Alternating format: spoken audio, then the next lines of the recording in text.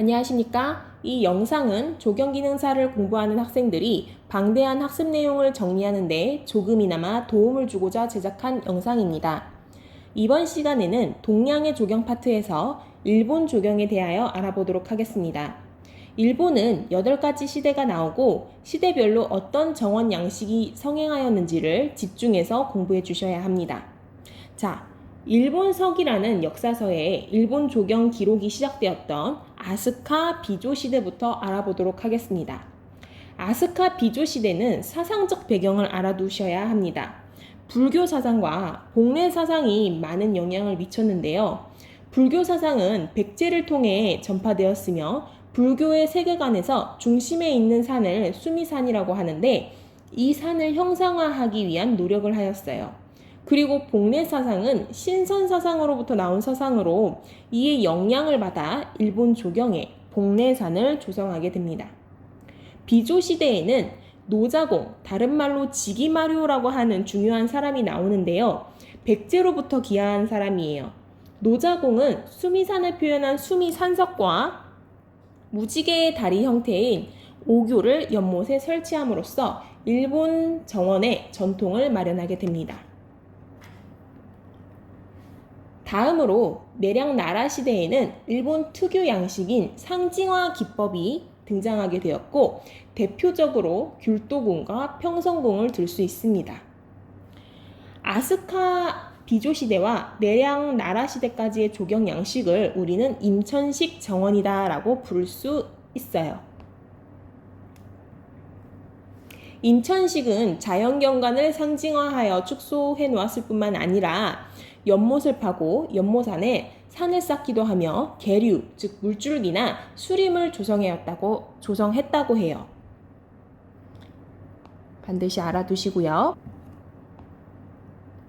세 번째로 헤이안 평안시대로 들어오면서 침전조 정원 양식이 등장하게 됩니다. 침전은 잠을 자는 공간을 뜻하는데요. 이러한 침전 건물 앞에 정원을 배치하는 수법을 침전조 정원 양식이라고 합니다. 연못과 다리를 설치하기도 하였죠. 헤이안 시대 초기에 초기 침전조 형태로 신천원을 예시로 들 수 있어요. 중후기로 넘어오면서 침전조 정원 양식은 완성이 되어 갑니다. 연못을 두기도 하였지만 점차 넓어지는 물도랑, 즉 야리미즘을 조성합니다.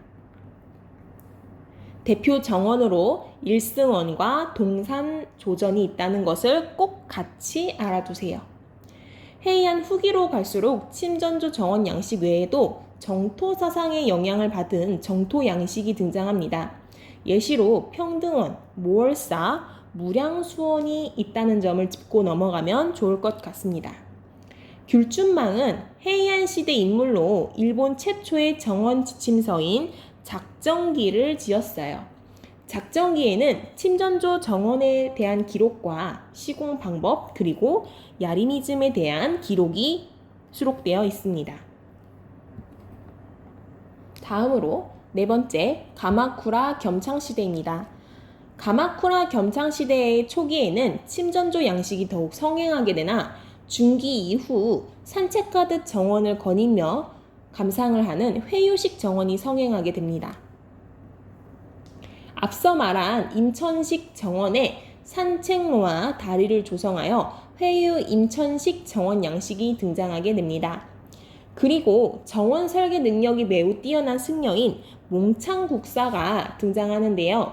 몽창국사는 굴곡진 연못가를 조성하고 기교 섞인 석조와 다듬은 수목을 사용하는 잔산잉수 기법을 사용하여 일본 정원의 예술성을 높였습니다.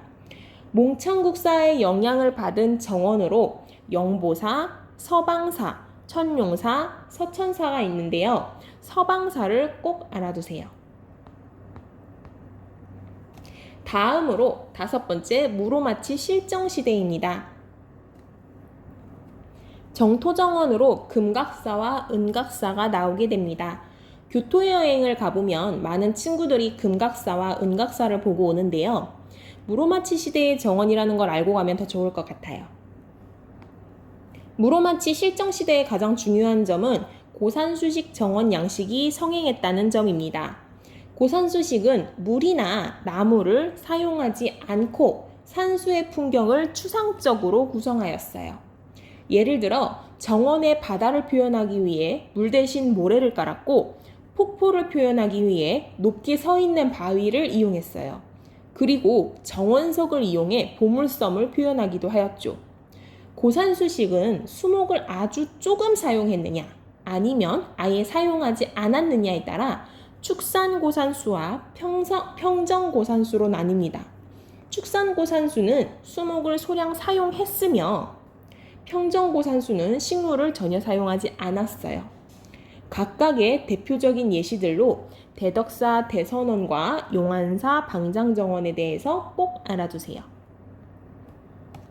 여섯 번째로 모모야마 도산시대입니다. 이 시대에는 화려한 정원이 발달하다 점차 소박한 정원이 성행하게 됩니다. 화려한 정원의 예시로 삼보원이 있습니다. 풍신수길이 직접 땅을 가르거나 등호석을 설치하는 등 설계를 하였는데요. 풍신수길은 우리가 아는 이름으로 도요토미 히데요시를 말합니다. 모모야마 도산시대에 성행하던 소박한 정원으로는 다정양식이 등장하게 됩니다.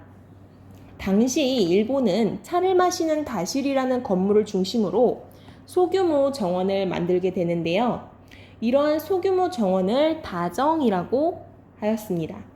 다정의 이념으로 와비와 사비를 꼽을 수 있는데요. 와비는 가난한 가운데 느끼는 충족감을 말하며 사비는 이끼 낀 정원석을 보며 느끼는 한적함을 의미해요. 주로 징검돌 역할을 하는 띰돌과 자갈을 의미하는 포석, 그리고 석등과 석탑, 물통, 세수분을 설치하였고 땅에는 지피류가 식재되었어요. 대표적 정원으로 천리효의 불심한 정원과 소골원주의 고봉암을 꼭 알아두시면 좋을 것 같습니다. 일곱 번째로 에도 강호시대입니다. 이때는 원주파 인천식 정원 양식이 등장하게 됩니다. 원주파 인천식은 앞에서 보았던 회유 인천식에 다정 양식이 더해진 양식입니다. 회유 인천식은 우리가 어디서 보았을까요? 그렇죠. 가마쿠라 겸창시대에서 보았죠. 다정 양식은 바로 앞인 모모야마 도산시대에서 보았습니다. 이 두 가지 양식이 섞이게 됩니다. 원주파 인천식의 대표적인 정원으로 수학원 2궁과 계리궁, 후락원을 예시로 들 수 있습니다. 마지막으로 여덟 번째 메이지 명치 시대입니다. 이 시대에는 서양식 조경 양식이 도입되게 돼요. 예시로 일본 최초의 도시공원 형태인 일비곡 공원과 프랑스식 양식인 적판 2궁원이 등장하게 됩니다. 그리고 자연 풍경을 축소시켜 묘사시킨 축경식 양식에 무리남이 있다는 것도 함께 알아두시면 됩니다. 자, 지금까지 일본 조경의 시대별 특징을 간략하게 살펴보았는데요. 일본 시대별로 어떤 조경 양식이 성행하였는지 반드시 알아두셔야 합니다. 헤이안 전에는 임천식, 헤이안에는 침전조, 가마쿠라는 회유 임천식, 무로마치는 고산수식, 이런 식으로요. 마지막으로 일본 정원의 특징을 다 같이 살펴보고 마치도록 할 건데요. 일본 정원은 중국의 영향으로 상징성을 닮은 사회주의적 자연 풍경식이 발달하였어요. 마찬가지로 착용수법을 사용하기도 하였죠. 그리고 경관을 축소하여 표현하려는 경향을 많이 보여요. 아까도 이야기했지만 축경식 정원 양식이죠. 일본 정원은 자연 재현으로 시작하였다가 추상화를 시도하였고 결국은 축경화에 많은 비중을 두게 됩니다. 이것도 함께 알아두세요. 자, 일본 조경은 여기까지고요. 우리는 다음에 한국 조경으로 함께 만나도록 할게요. 안녕!